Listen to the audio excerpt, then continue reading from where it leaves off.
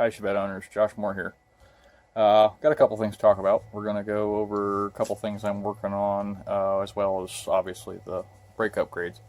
Not all of these brake upgrades are real easy. Some of these require some machining, but I have all the notes, and we'll go over all that.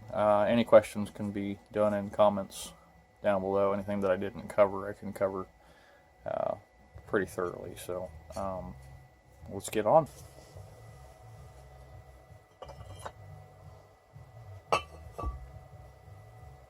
Now, first thing we're going to talk about, just get this out of the way right now.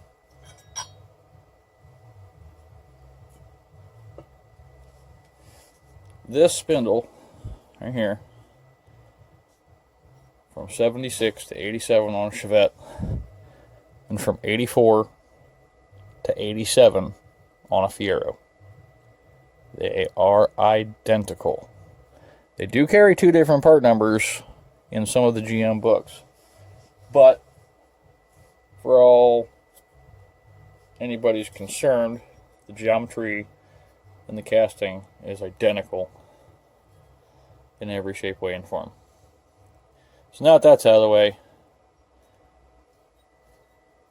any 84 to 87 Fiero, 76 to 87 Chevette, spindles are all the same. This here, for those of you that want to stay four-lug, was a factory rotor. Outside of this has been turned down, and as you can see here, where the old rotor bit was, has all been cut off, turning this into a hub.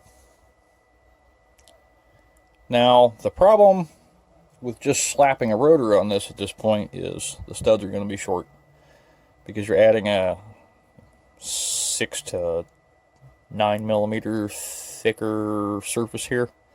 It's going to leave you with about half of that stud for your wheel. That's not good. So you have to get these. I got a part number here for these, but you have to get longer studs to put in these. And it's easy. You press them out, press new studs in. This gives you a lot longer stud to play with for your rotor. Okay.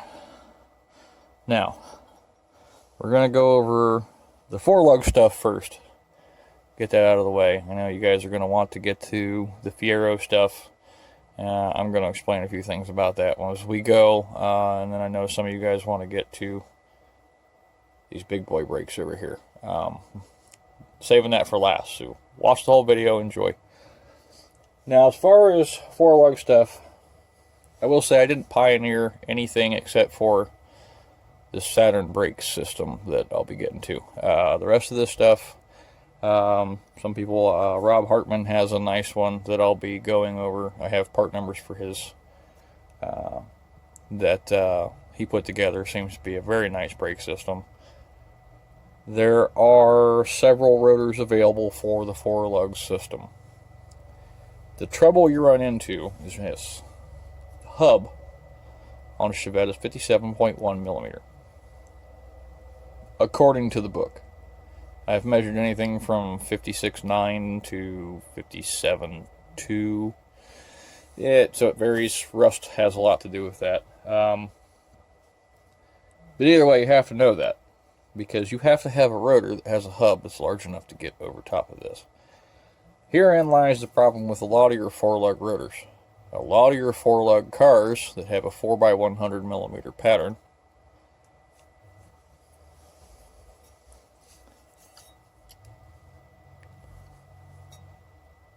the hub's too small. So what do? Well, if you are okay with making rings, hub-centric rings, to go over top of this hub to center your wheel, so you're not using the studs to center your wheel, because that's a no-no, then you turn this down and you can fit these rotors right on. Or every single time you replace these rotors, you have to bore the center out big enough to fit over top of this hub. And I'll show you here. The Saturn one that I'm using, and this is part of the reason why, this is one of the many reasons I went with the Saturn ones. They are 59.43 millimeter in here, give or take. I don't remember what the actual rotor spec is on the center of this, but I measure out at 59.43.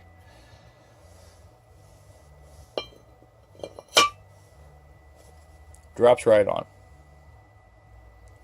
And this is what I cut this hub for. What I cut this hub for was basically to use this right here to center it as much as I possibly can.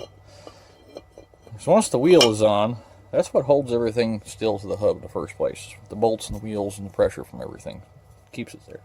This is pretty centered as it is. I could get really anal about it.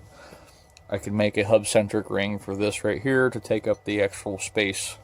Because, I mean, there's a little bit of play. I've had more play than this in hat rotors on factory setups. And didn't have, like, crazy wobble. If you get a rotor that has huge holes here, then obviously you're going to want some way of centering this, because then there's going to be a lot of movement. Or you make sure that that hub diameter is tight to this diameter, and you use this type of rotor all the time for whatever you cut it for.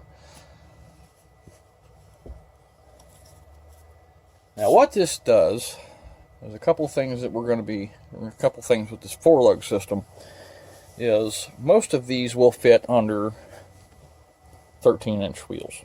Most. I got some notes here.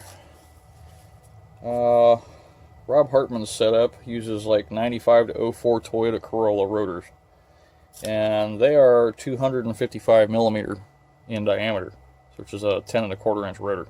That doesn't fit underneath a 13-inch wheel. That is a 14-inch and up wheel combination right there. So keep that in mind when you guys are doing your brake swaps.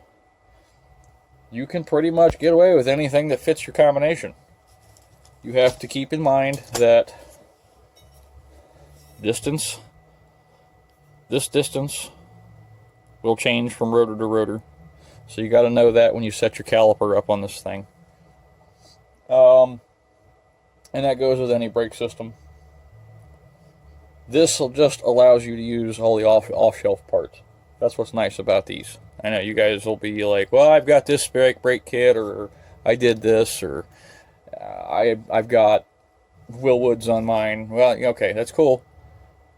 But you can't go to an AutoZone and buy Willwoods. You can go in an AutoZone and buy that. And if for some reason you really screw a hub up, you can go order a Chevette rotor and cut it into a hub again. The other nice thing about this is that still allows you to retain stock wheel bearings and a stock wheel seal and a stock spindle. Stock everything right here.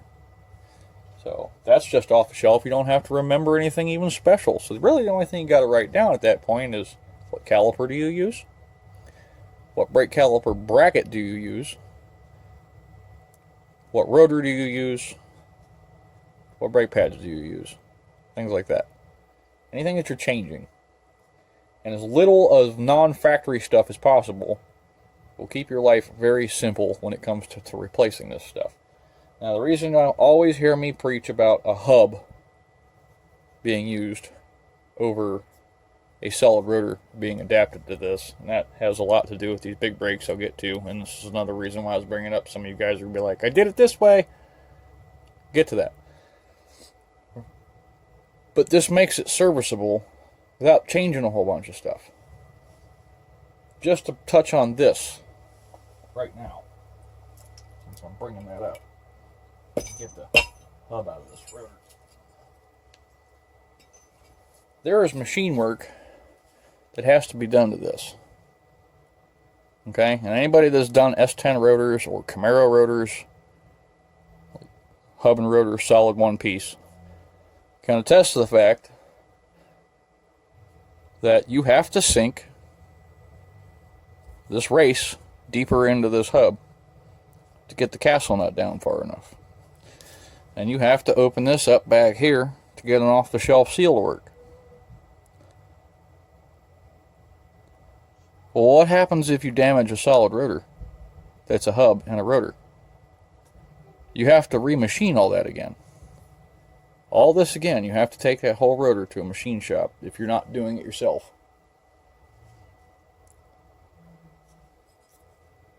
And then you have to have it remachined, just so you can do your brakes again. Whereas if you have a hub, I'm not beating you guys up, it works. It's cool, I get it, budgets. But if you start with a hub, well now, I don't have to worry about a warped rotor causing me to have to remachine this hub again. I go to a store and I just buy another rotor. This is on the shelf at every parts store across the United States of America and probably 12 other countries. That's what makes this really nice. That's what makes this setup really nice. Is it's just the consumable stuff that's easily replaced and cheaply replaced. And the machine work and the adaptation is only done with things like brackets and wheel bearings with different part numbers that take up different spaces between this hub and that spindle, and little spacers like this that need to be made to go on to take up the space for off-the-shelf bearings. And here's the other thing. There's no fancy bearings needed for any of this stuff. It's just, again, you can hear me say it again and again and again and again, off-the-shelf parts. So, in the meantime, keep that shiny side up, and I will see you guys in the next video.